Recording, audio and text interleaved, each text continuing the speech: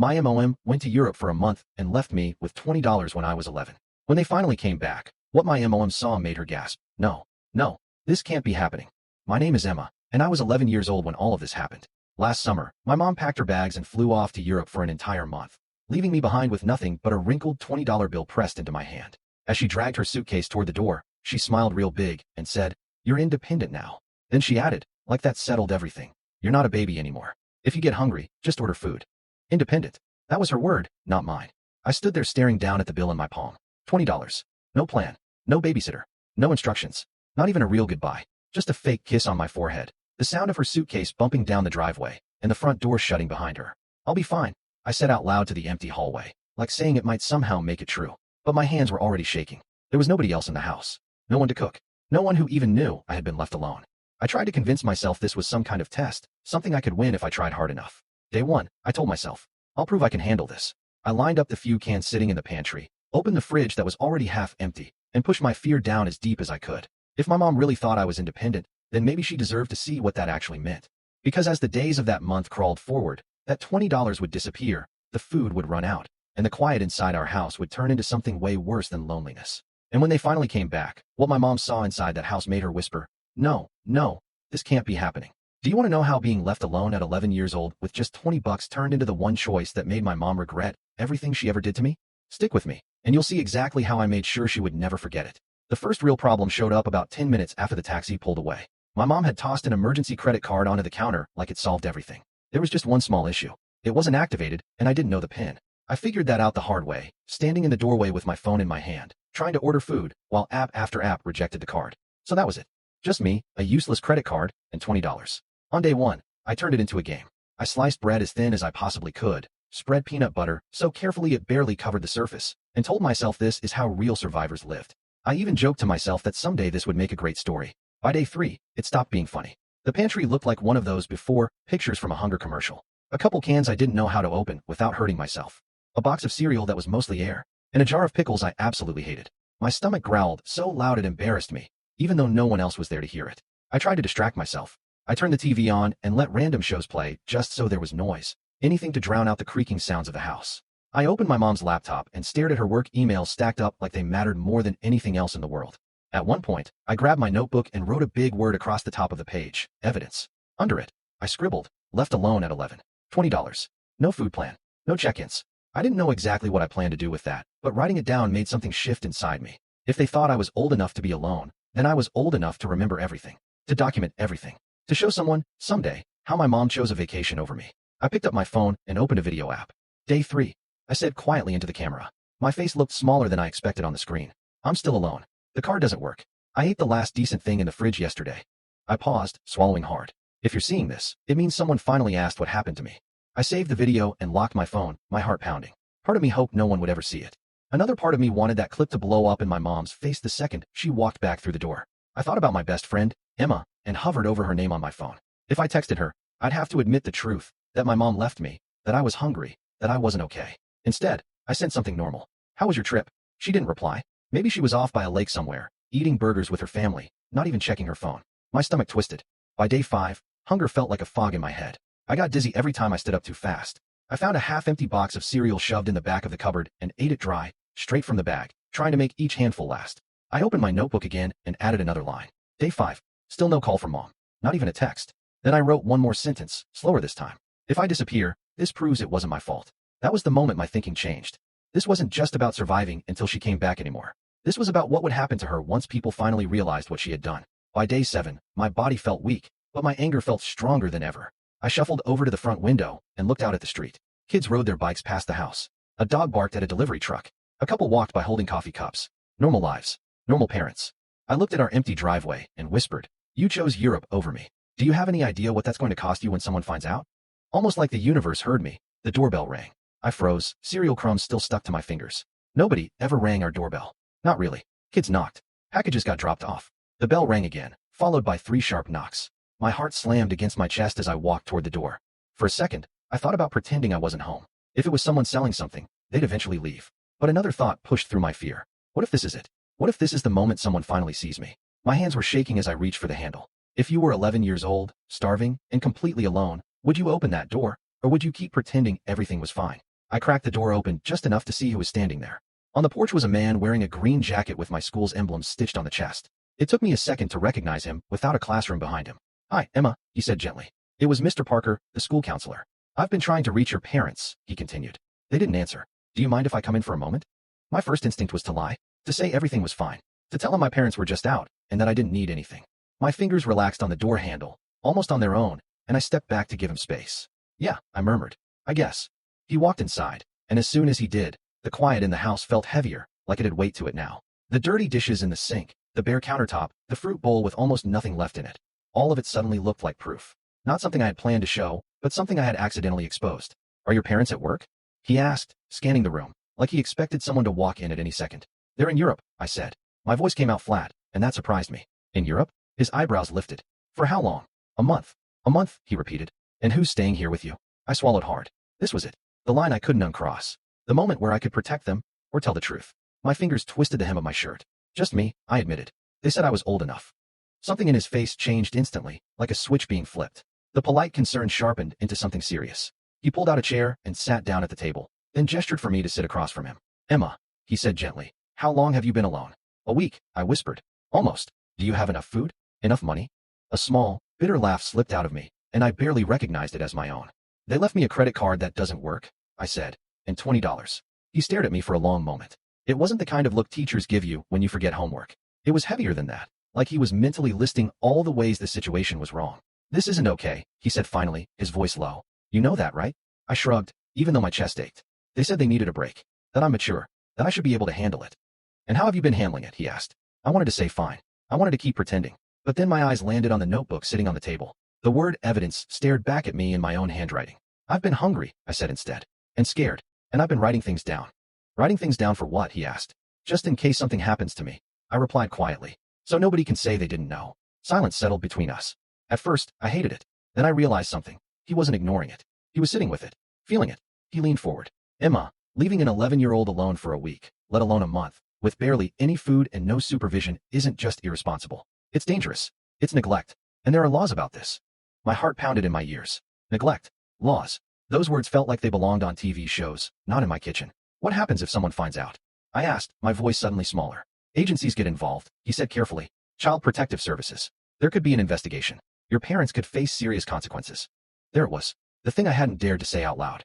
Consequences, I repeated slowly. For what they did to me. He didn't rush to comfort me. He didn't tell me I was overreacting. He just nodded. "For what they did to you." My thoughts raced. I imagined my mom coming home to strangers in our living room. People asking questions she couldn't dodge with a fake smile or a joke about independence. I pictured her seeing my notebook, my videos, the empty pantry. "Do you want help, Emma?" Mr. Parker asked quietly. "Real help. Not just groceries. The kind of help that makes sure this never happens again." I hesitated. Part of me wanted to say no. To shut the door on all of it, and just wait for my parents to come back, and pretend this month never happened. But another part of me, the part that wrote the word evidence, was exhausted from pretending. "Yes," I said finally. "But if I say yes, what does that mean for them?" "It means they'll have to answer for their choices," he said. "It means adults will finally see what you've been living through." I looked down at my hands, then back up at him. "Then help me," I said. "I want them to see exactly what they did. I want them to feel what it's like to lose control." He nodded once, firm and steady. "First, we make sure you're safe. Then we make sure the right people hear your story." As he pulled out his phone, a strange calm washed over me. The fear was still there, but underneath it was something new. Quiet, solid determination. I wasn't just a kid waiting to be rescued anymore. I was the witness. If you were in my place, would you keep protecting your parents? Or would you finally let the truth become the weapon they never saw coming? Mr. Parker stepped into the hallway to make a call, leaving me alone at the table with my notebook open. I caught pieces of his voice. Low, controlled. But the words that drifted back were enough to make my pulse race. Alone. 11 years old. No guardian. No food in the house. I traced the ink on the page with my fingertip. Evidence. It didn't feel like a secret diary anymore. It felt like a case file. A few minutes later, he returned. "I called your neighbor, Mrs. Miller," he said. "And I spoke with someone from the Child Protection Hotline. They're going to send someone to check on you. But first, we're getting you something to eat." My face burned at the thought of people checking on me like I was broken. But there was something else there too. A small spark of satisfaction. If they were checking on me, that meant they were checking on my parents. "Is Mrs. Miller mad?" I asked. He shook his head. "No, she's worried. That's what good neighbors do." A knock came at the door, softer than before. Mrs. Miller stepped inside, her eyes moving over me, the notebook, the empty cereal box, the pale look on my face. "Oh, Emma," she said softly. "Why didn't you come to me sooner?" "Because I didn't want to look weak," I blurted out. "They always tell me I'm mature, that I can handle things. I thought asking for help meant I was proving them right." Her expression softened. Asking for help isn't weakness, she said. It's survival. And sometimes, it's the only way to make adults face what they do. That sentence hit me hard. Make adults face what they do. We sat down together, and for the first time, I didn't feel like a kid being talked over. They asked me to tell them everything, and I did. I told them about the suitcase rolling out the front door, the $20, the credit card that didn't work, the way my mom laughed when I asked who would stay with me. You'll be fine. You're my little adult, she had said, like it was supposed to be a compliment. As I kept talking, I noticed Mrs. Miller's jaw tighten. Mr. Parker pulled a notepad from his bag and started writing fast, his pen scratching softly against the paper. Can they see this? I asked, pointing at my notebook. When the people from the hotline come. Yes, he said without hesitation. And I want you to keep writing. What you felt. What you ate. Every time you try to call them. Everything you can remember. So they can't twist it later, I muttered. So they can't say I'm exaggerating. Exactly, he replied. You're allowed to protect yourself with the truth. That phrase hit me right in the chest. Protect myself with the truth. It sounded a lot like revenge, and for the first time, I realized I didn't hate that idea at all. When the caseworker arrived later, she introduced herself calmly and asked if she could look around the house. I followed her with my eyes as she opened the fridge, paused at the mostly empty shelves, glanced at the trash can with only a few wrappers inside, and noticed the unused emergency credit card sitting on the counter. She didn't need to say anything. Her face said enough. How long have your parents been gone? She asked gently. 7 days, I answered. They plan to be gone a month. And who checks on you? No one, I said. Not until today. Do they call you? Not since the airport, I replied. She sent a selfie from Paris with a heart emoji. That was it. The caseworker nodded slowly, then turned to Mr. Parker and Mrs. Miller. Thank you for contacting us, she said. While the adults talked, I slipped away for a moment and set my phone on the counter, opening the video app again. I recorded the empty fridge, the quiet table, the caseworker's bag resting on a chair. This is what our house looked like when they finally noticed I was alone, I said softly into the camera. This is what my mom will walk into when she comes back. When I finished, I slid my phone into my pocket, the recording saved. I wasn't just getting by anymore. I was documenting. The caseworker came back over to me. For now, you won't be alone again, she said. We're arranging for you to stay with Mrs. Miller while we speak to your parents and figure out what comes next. I looked at my neighbor. She smiled gently and squeezed my shoulder. Is that okay with you, Emma? The caseworker asked. I thought about the empty house. The long, quiet nights. The way my mom's last message had been about croissants instead of me. Then I thought about something else. What it would do to my parents when they came home and found not just an empty house, but an official report waiting. Yes, I said. I want to stay somewhere I'm not invisible. That night, as I packed a small bag with clothes and my notebook, I looked around my room one last time. The posters on the wall, the stuffed animal on my bed, the window facing the street. This is the place you left? I whispered, imagining my mom hearing it someday. But it's not the place you'll find when you come back. If you were me, would you forgive and forget? Or would you let every empty shelf and unanswered call become proof that could change everything? Moving next door should have felt small, just a few steps across a strip of grass. But carrying my bag and my notebook into Mrs. Miller's house felt like crossing a line I could never step back over. I wasn't just the kid caught in the middle anymore. I was the kid someone chose to protect. Her house smelled like clean laundry and vanilla. The table had placemats. The fridge was full, actual food, not leftovers clinging to the corners of shelves. My stomach growled before I could stop it. We'll fix that first, she said, pretending not to notice my embarrassment. Come on, let's cook together. We walked back from the store with reusable bags.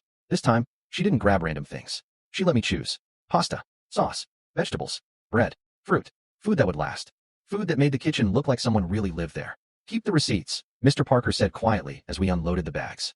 They show what wasn't here before today. So we slid the receipts into my notebook, right behind the pages where I had written about my hunger. Evidence. As we cooked, the sounds of boiling water and sizzling garlic filled the room, wrapping around me like something I hadn't realized I was missing. Ever made spaghetti like this? Mrs. Miller asked. Not really, I said. My mom usually microwaves stuff, or we order takeout. Then today you learn, she said with a smile. You learn how to feed yourself properly. No one can take that from you. I stirred the sauce, watching the red swirl around the pan. It felt symbolic somehow, like all the anger and hurt inside me was finally being turned into something useful. While the pasta cooked, the caseworker came back with more questions. She asked for my mom's messages, her flight time, the last time she called. I showed her the selfie with the Eiffel Tower behind my mom and the caption, finally free for a month. Free from what? The caseworker asked. I stared at the screen. From me, I said quietly. She wrote something down. I didn't ask what. Would you like to say something directly to your parents? She asked. We sometimes include statements from kids in our reports. My throat tightened for a second. Then I felt my notebook against my arm, and the answer came easily. Yes, I said. I want them to know exactly what this felt like. We sat at the table while the spaghetti cooked, and I wrote. You said I was mature enough to be alone. But being mature doesn't mean I don't need food. It doesn't mean I don't get scared. You tell everyone how hard you work, but you didn't notice when your own kid was counting crumbs. I paused, took a breath, and kept going. By the time you read this, other adults will already know what you did. They will have seen the empty fridge, the dead credit card, and the notebook where I had to record my own neglect. If there are consequences, they aren't because I betrayed you. They're because you left me. When I finished, I slid the page toward the caseworker. Can you make sure they see this? I can, she said. And I will. Later that night, I sat at Mrs. Miller's table, twirling spaghetti around my fork. The first bite almost made me cry. It was warm. Real. It tasted like something I hadn't felt in a long time. Safety. This is what normal is supposed to feel like, I thought. Not sitting on the floor, eating dry cereal straight from a box, hoping it would be enough. Mr. Parker stayed for dinner that night, and for a little while we talked about regular things, school, books we liked, and dumb stuff like the worst cafeteria lunches we'd ever had. For about an hour, I almost forgot that my actual life was unraveling in the house right next door. But once the dishes were cleared and the adults drifted into the living room, their voices dropped. I didn't mean to listen, but some words floated my way anyway. Temporary placement. Investigation. Possible removal of custody. I didn't understand every legal phrase, but I understood the feeling behind them. My parents had treated leaving me alone like taking a break from responsibility. Now there was a real chance they could lose the right to call themselves my guardians at all. Later, in the guest room where I'd be sleeping, I set my phone up one more time and pressed record. Day 7, I said softly. But it's different now. I'm not in my house. I'm somewhere safe. People know. They saw the truth. I stared straight into my reflection on the screen. If you're my mom watching this, I continued, I want you to remember something. You always said actions have consequences. That if I messed up, I'd have to face them. This time, it's your turn. I paused, then added, this isn't just my story. It's your choice, recorded in real time. I stopped the recording and lay back on the bed, staring up at the ceiling. My heart wasn't light. It hurt. I still missed the idea of parents who would have stayed. But I also knew something new now. I wasn't powerless anymore. Maybe one act of kindness really could change everything. Or maybe it wouldn't fix years of being second place to work and vacations.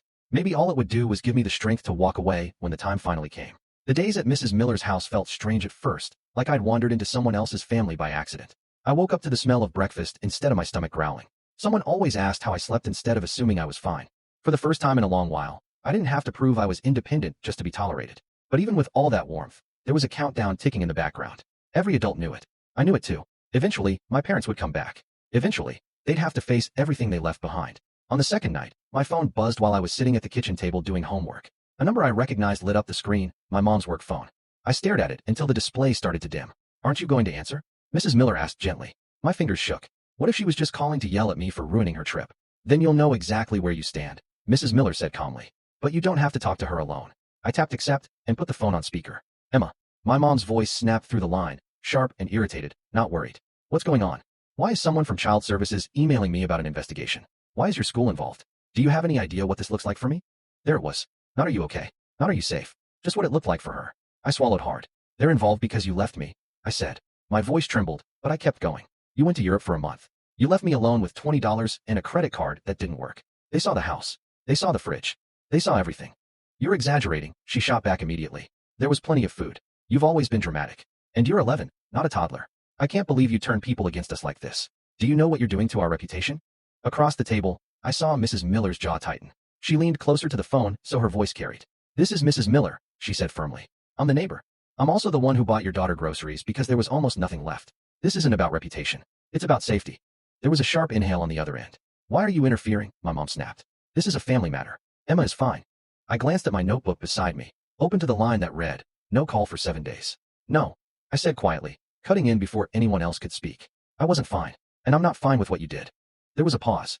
For a second, I thought maybe she'd finally hear me. Then she spoke again, every word tight with anger. We'll talk about this when we get back. And we're going to have a very serious conversation about consequences, young lady. The line went dead. Mrs. Miller reached over and silenced the phone before it could buzz again. She's right about one thing, she said softly. There will be consequences. Just not only for you. The next day, the caseworker came to my school and pulled me out of class. We sat in a small office that smelled like dry erase markers and old coffee while she scrolled through something on her tablet. Your parents moved their flight up, she said. They'll be home in 3 days instead of 3 weeks. My heart flipped. Part of me felt relieved they weren't staying gone the whole month. Another part of me knew the real reason. They weren't coming back for me. They were coming back to protect themselves. What happens when they get here? I asked. We'll meet them at the house, she said. I'll be there with a supervisor from the department. Mr. Parker has agreed to come as a school representative. We want you involved in the conversation, if you feel safe. I thought about hiding at Mrs. Miller's house and letting the adults handle it. I thought about pretending to be asleep when my parents walked in. Both options felt like disappearing again. No, I said slowly. I want to be there. I want them to see me. I want them to see what they came home to. The caseworker nodded. Then we'll make sure you have a voice in that room. Over the next 2 days, we prepared without calling it preparation. There were no rehearsed speeches like a school play, just facts. Organized. Clear. The caseworker printed copies of my statement. Notes from my notebook she had permission to use. Grocery receipts. Screenshots of my mom's Europe posts. Call logs showing how many times she never checked in. Layer by layer, the truth was being stacked where no one could knock it over. This isn't about punishing them just to punish them. The caseworker reminded me. This is about making sure you're safe. Whatever happens comes from their choices, not from you existing. I understood what she meant. I really did. But another part of me, the part that remembered sitting in the dark, eating dry cereal, and pretending I wasn't scared, couldn't ignore how this felt too. It felt like justice. It felt like holding up a mirror they couldn't look away from. On the morning my parents were due to return, we walked back into my house for the first time in days. The air inside still smelled stale, like dust and old silence. My stomach twisted, but I forced myself to walk through every room. This was my scene. I couldn't turn away from it. The caseworker set a thick folder on the kitchen table. Next to it, we placed my notebook, open to the very first page where the word evidence was written. My phone rested beside it, screen lit and ready. The first video I had recorded, the one where I said, "Day 3. I'm still alone," was paused, my tired face frozen on the screen, staring back at me. "Are you sure you want this playing when they arrive?" she asked gently. "Yes," I said. She always says stories don't matter without proof. This is my proof. Mrs. Miller stood near the doorway, arms crossed, but eyes soft. Mr. Parker leaned against the counter, his school badge clipped neatly to his shirt, watching everything with quiet focus. The department supervisor sat at the table, flipping through the file one last time. We heard the car before we saw it. Tires crunching on the driveway, doors slamming, muffled laughter. For a moment, my legs felt like rubber. The caseworker stepped closer to me. "You don't have to protect them from the truth anymore," she said quietly. "If they try to make you feel guilty, look at me. Or Mrs. Miller. Or Mr. Parker. You're not alone in this room." I nodded and took a slow, steady breath. The front door handle turned. The lock clicked. This was it. The moment everything split into before and after. If you were standing where I was, would you run forward and hug them, pretending nothing happened? Or would you stand your ground and let them finally face what they'd done? The door opened, and my mom walked in first, dragging her suitcase behind her just like she had when she left. She still wore a stylish trench coat, sunglasses pushed up on her head like the airport was just another runway. My dad followed, juggling bags and talking into his phone, his voice light, like the world owed him an easy landing. They both stopped when they saw us. The laughter vanished from my dad's face. My mom's smile froze halfway. Her eyes jumped from the stranger at the table, to Mr. Parker at the counter, to Mrs. Miller by the door, and finally to me, standing beside my open notebook and glowing phone. "What is this?" she demanded, letting go of her suitcase. "What are all of you doing in my kitchen?" The supervisor stood calmly. "Mrs. Adams. Mr. Adams. My name is Ms. Ramirez with Child Protective Services. Please have a seat. We need to talk about the situation involving your daughter, Emma."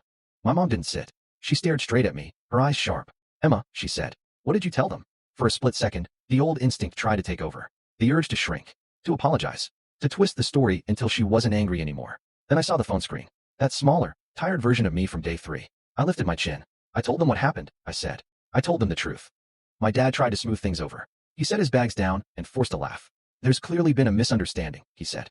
"We left her with food, with money, with a credit card. She's a very mature 11-year-old. She knows how to take care of herself. Kids today are more capable than people think."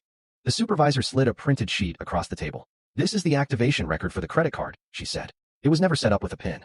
It was declined multiple times when Emma attempted to use it." She placed another page beside it. "These are photos taken of your refrigerator and pantry 1 week into your trip. The amount of food was not sufficient for an unsupervised minor, and several items were expired." My mom finally sat down, more from shock than agreement. "Expired food doesn't mean she was starving," she snapped. "We were only gone a week. We checked in." The supervisor slid another paper forward. "These are your call and message logs. 1 photo from the airport, 1 selfie from Paris. No calls. No messages asking if she'd eaten, if she was safe, or if anyone was staying with her." My dad's face drained of color. He looked at the logs, then at me. "We told you to order food, Emma. We trusted you." "You trusted me to survive?" I said quietly. "You didn't trust yourselves to be parents." Mrs. Miller stepped forward, unable to stay silent. "She was dizzy from hunger when we found her," she said. "She told me she didn't come to me because she didn't want to disappoint you by needing help. Do you have any idea what kind of lesson that teaches a child?" My mom's eyes narrowed as she looked between us. "This is being blown way out of proportion," she said. Maybe she was dramatic with her notes. She likes to write. The supervisor glanced at me, then at my phone. "Emma, are you comfortable showing them what you recorded?" My hands trembled as I reached for the phone. I tapped play. The room filled with my own voice from days earlier. "Day 3. The past version of me said. I'm still alone. The card doesn't work. I ate the last decent thing in the fridge yesterday." The video panned across the kitchen, nearly empty shelves, the lonely cereal box, the silence. "If you're seeing this," my voice said, "it means someone finally asked what happened to me." My mom clapped a hand over her mouth. My dad stared at the screen, his shoulders sinking. "No," my mom whispered, stepping back like the images were pushing her away. "No, this can't be happening." But it was. And this time, she couldn't scroll past it or laugh it off. The supervisor folded her hands on the table. "Mr. and Mrs. Adams," the supervisor continued, "based on our investigation, school reports, statements from neighbors, and Emma's own documentation, we've determined that leaving her alone under these circumstances meets the legal definition of neglect." She paused before going on. "Effective immediately, an emergency order will be issued. Emma will not be returning to unsupervised care with either of you until a full court hearing takes place. My mom shook her head hard, like she could physically reject the words. You can't take my child over a misunderstanding, she said. We just needed a break. Do you have any idea how hard we work? The stress we're under? I took a breath and stepped forward. I know, I said. You tell everyone how hard you work. Your friends, your coworkers, your social media. I swallowed. But when I was alone, hungry, and scared, you didn't tell anyone about that. You didn't tell anyone where I was. Her eyes filled with tears. Emma, you don't understand, she said. Adults need time away too. We thought you'd be fine. We never meant to hurt you. The words echoed in my head. I'd heard them my whole life. Every time I forgot a chore. Every time I made a mistake. She always said it the same way. Actions have consequences, Emma. So I gave them back to her. You always told me actions have consequences, I said, my voice steady. You taught me that when you make a choice, you have to live with what comes after. This is what you taught me. This is what your choice looks like. The room went silent. My mom looked like the floor had dropped out from under her. My dad grabbed the back of a chair, gripping it like it was the only thing keeping him standing. The supervisor spoke again. You'll be given the opportunity to participate in parenting classes, psychological evaluations, and supervised visits, pending court approval, she said. This isn't about punishing you forever. It's about making sure Emma is safe and that this never happens again. My mom turned to me, tears spilling freely now. Please, Emma, she begged. Tell them you want to come home. Tell them we can fix this. We can start over. We can be better. I wanted to. Part of me did. The part that remembered bedtime stories and holiday lights wanted to rewind everything. But the part of me that had spent nights whispering into a phone in the dark knew better. Going back without change would mean none of it mattered. I want to be safe, I said. I want to be somewhere I'm seen before I disappear. Right now, that isn't with you. Her face folded in on itself. My dad looked away, blinking fast. The supervisor placed another form on the table. For the duration of the investigation, Emma will remain in temporary placement with Mrs. Miller, she said. You'll be notified of the court date. Until then, you're not to contact her directly without going through our office. My mom whispered, You're taking her side over her own parents. No, I said softly. They're finally taking my side. For the first time, we left the house before they did. As I stepped onto the porch, I could hear my mom sobbing inside. My dad tried to calm her, but even from a distance, his words sounded thin and useless. Walking across the grass toward Mrs. Miller's house, I felt heavy and strangely light at the same time. I hadn't destroyed my family. They had done that themselves when they chose a month of freedom over a kid who still expected them to come home every night. All I did was stop hiding it. Weeks later, at the hearing, I sat in a room that smelled like old carpet and paper while lawyers talked about risk factors and protective environments. My parents looked smaller than I remembered, sitting at their table while strangers laid out their choices like evidence. My videos were entered into the record. My notebook pages were scanned. When I spoke, my voice didn't shake as much as I'd feared. In the end, the judge ordered supervised visits and mandatory counseling. Full custody stayed out of their reach for now. They didn't go to jail. There was no dramatic movie ending. What happened was quieter and sharper. They lost the automatic right to be in my life without oversight. They lost the assumption that they were the good guys. That summer, I learned how to cook more than just spaghetti. I learned that asking for help isn't weakness. And I learned that telling the truth can be the strongest kind of revenge. Not yelling, not breaking things, but refusing to let what happened stay invisible. My mom still sends messages sometimes. Long paragraphs about how much she's changed, how sorry she is, how badly she wants things to go back to normal. Maybe one day we'll find a version of normal that doesn't erase what happened. Maybe we won't. But I know this. The day she came home from Europe expecting souvenirs and stories, she walked into something she never saw coming. A daughter who turned empty shelves, unanswered calls, and hungry nights into proof. A room full of adults who finally listened to a truth she couldn't talk her way out of. And when she whispered, "No, this can't be happening," I realized something important. It already had been. It started the moment she chose a plane ticket over me. So tell me, if you were 11 years old and left alone with $20 while your parents chased their freedom, would you bury the story to protect their image? Or would you do what I did and let the truth be the revenge they never expected?